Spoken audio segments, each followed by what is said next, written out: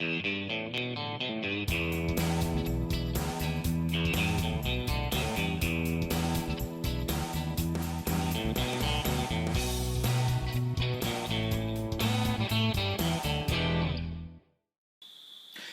Harry Houdini here, and we are back with the Skoda. Now look what's happened. I have been very busy with that camouflage method, and I've got a result. There were some problems, there's a lot to learn, but tell you what, why don't you see how I did it? Now I thought what might be the easiest thing to start on with the camouflage would be just the turret. And that would be a good thing just to show you in the video. So you don't sit around and watch everything getting done. There's lots of fenders and everything. I'll be here for bloody hours. So the method I'm going to use involves using some bluetac, and I'll need some masking tape. And I'm also going to use a pencil, because here's my camouflage pattern. And the only way I think that I can really figure this out is if I first lightly draw it on the turret, so I can see where all the edges are. And the beauty is, even when I airbrush over, if any of the graphite still remains, it comes off very easily with an eraser. So there shouldn't be a problem at all in doing this, as long as I don't push too hard. So let's do a little speed it up thing, and I will draw that camo pattern on this turret.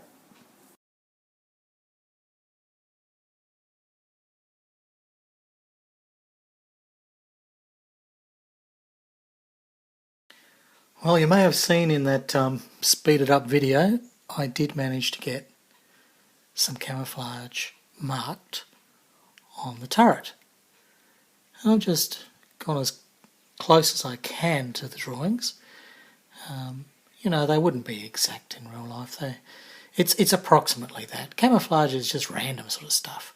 You know, there would be a basic pattern, but I don't think you need to be absolutely rivet-countingly precise. Do you? Well, I'm not going to be. I don't give a shit. Right, now what I've also done, you might see there's a bit of skunkiness there. I've had a go first of trying to mask out an area. Now, on my diagram here, supplied, or the painted guide supplied by CMK, they've indicated there's a little area there on top of the turret, and that should be left the cream colour. So that's an area I marked, and then I've rolled my bluetac and I've placed it around, and then I've covered what's basically the middle of it with Tamiya tape. And that's the method apparently, and it seemed to work, so I thought I'll have a go first, and then if it's not too hard and if I can figure it out, I'll show you. So let's do an easy bit. So let's have a look. Well, there's a sideways part here that's cream. So that would be on my chicken scratchings here, if you can see them. That will be that area there. So that should be pretty easy to mask that out. And this is how I did it. First of all, you just get a bit of the blue tackiest stuffiest, all right? And then you roll it very thin. So let's move this out the way so we can really see what we're doing here. So you roll it very thin. In fact, I probably didn't have it thin enough for the one that I did, as I went to sort of what I thought would be thin enough. And now in hindsight, you can make this pretty thin. I reckon a couple of millimetres, you know, 1/10 of an inch is about all you're going to need. You just need a very thin sausage, and that's going to help create this little dam, because that's essentially what it is, that keeps the paint out of that area. And then you cover the dam with some tape, with your Tamiya tape, and then your dam's got a roof and that whole area is protected. So that doesn't look too bad. So this is kind of fiddly and it might take a little while, so I'll do this next section, speed it up, all right?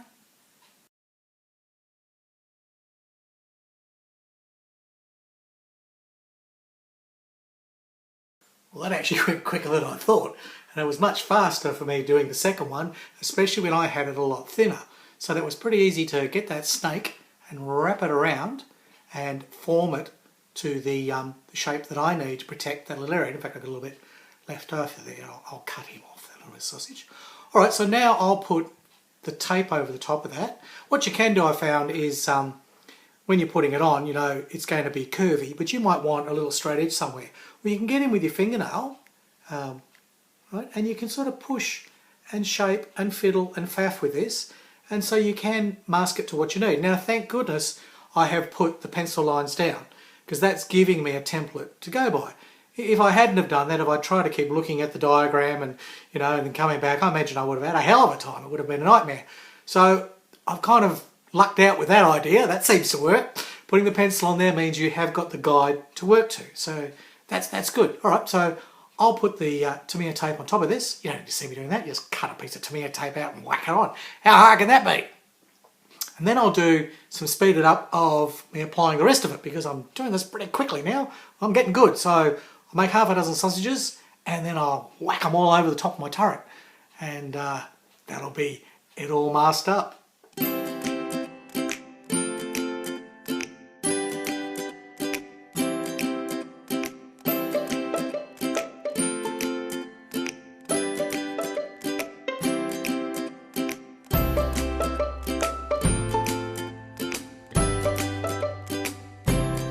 You set up as close as I can so I don't actually spray paint the iPad.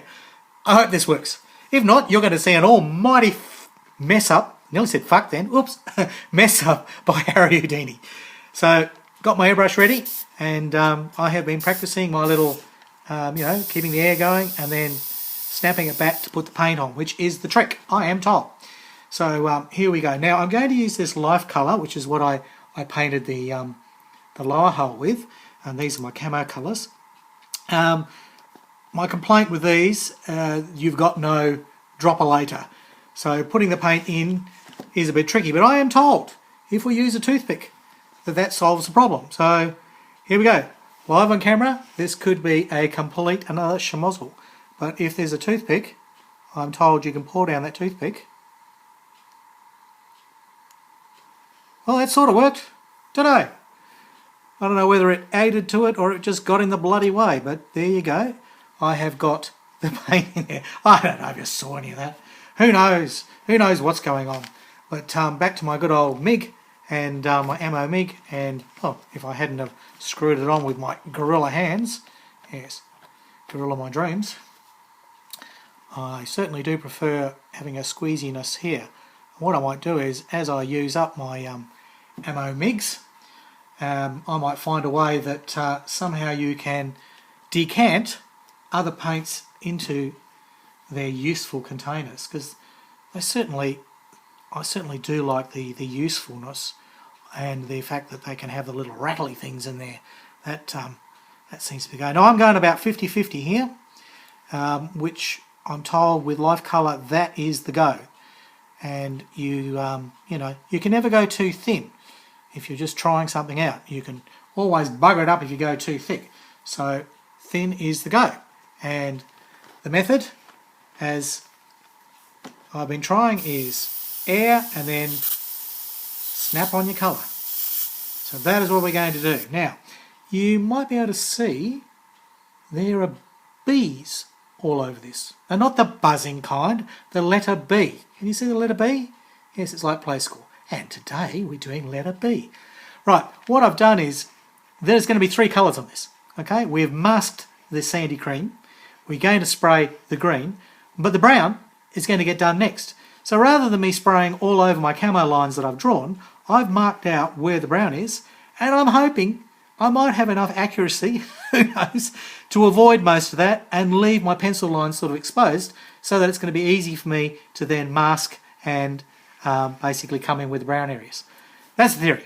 All right, so we'll see. So first off, we need some green on the front here. So let's see how we go.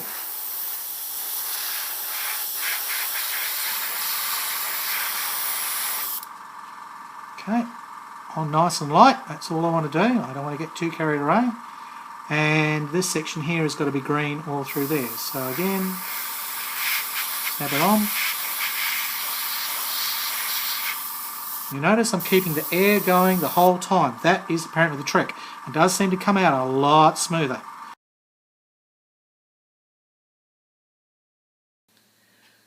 We've had a little bit of drying time. It's not completely dry yet, and I found my stick to shove up its bum.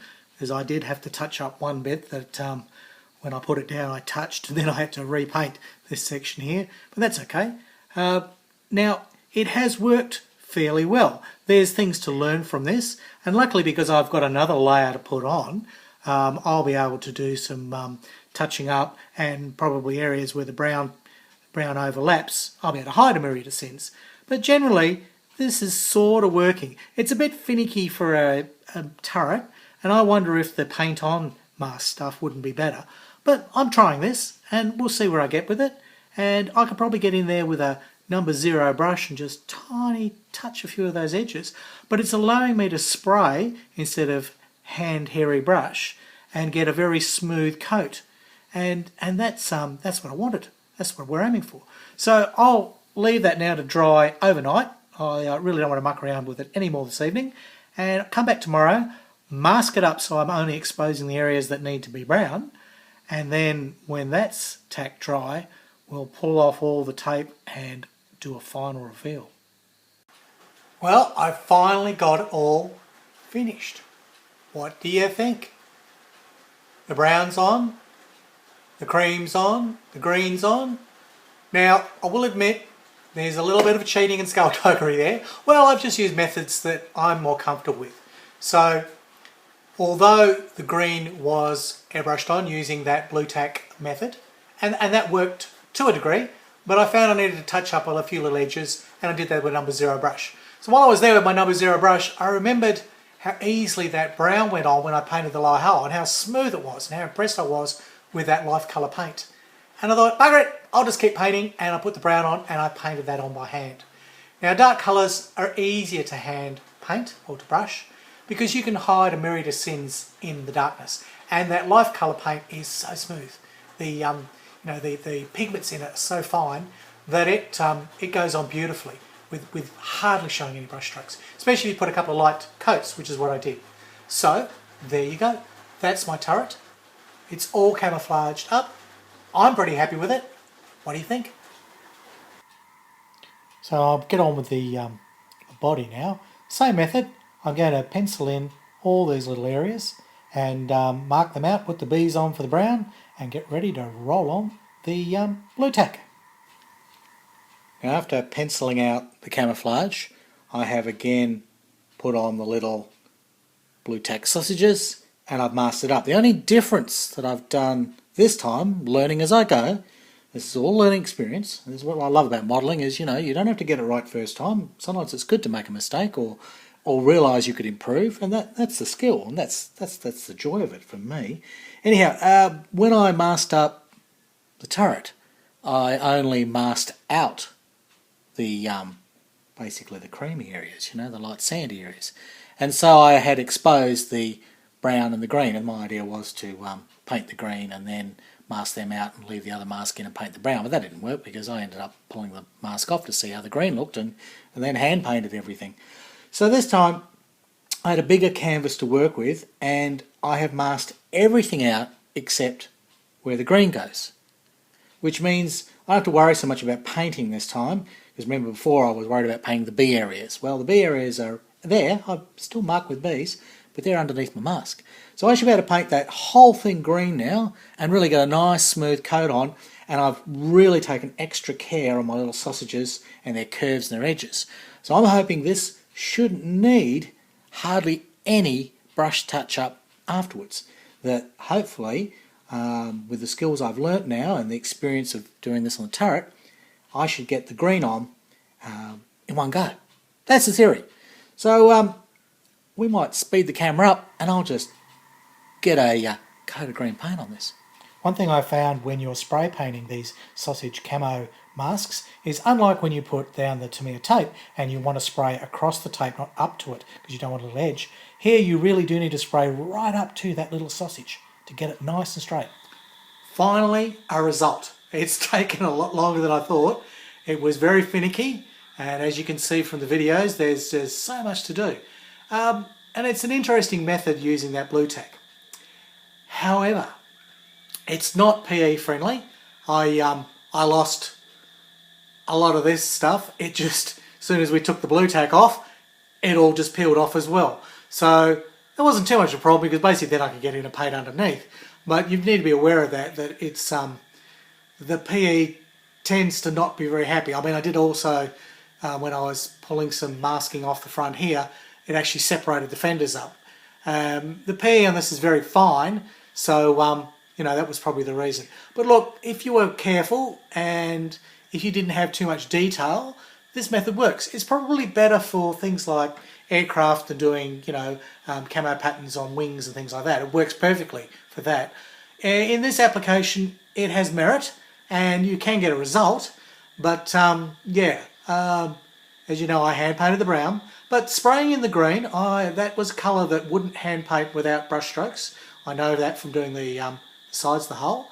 So look, overall, it's worked. I have a camo pattern. By the time I put a wash on that and filter it down and then, you know, get in and put some streaks and grime and all the other things that I'm going to do, well, it's going to change a lot. But that's what I wanted and I'm happy with that. So there you go. That's how I accomplished a camo pattern on my Skoda. And next time I might try other methods like doing card masks and then spraying those and see how they come out.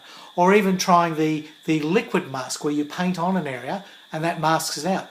Those are things that I've never explored. So I will do those progressively with each tank build and we'll see which one really is the easiest to use or what are the advantages and disadvantages as you go. So I'm prepared to make all the mistakes and bugger things up so that you can figure it all out. Wow, we're all just having fun here, you know. But look, I've got a camouflage pattern on my Skoda. Gotta be happy with that. So that's enough for now. It's certainly a lot different to the one on the box, isn't it? Well, that was the German one, you know, that was the 35T. Whereas we've got a Skoda, you know, LTZ35, whatever it is. Oh, look, you know, I'm happy. Okay, so that's my Skoda camouflage. Next time we'll get on, I'll pull all the tools off and I'll start doing the metal effects and the wood effects on the tools. And then it's time to start doing some weathering. Yes. Okay, that's it. That's enough for now. So it's goodbye from Australia and it's hooroo from Harry Houdini.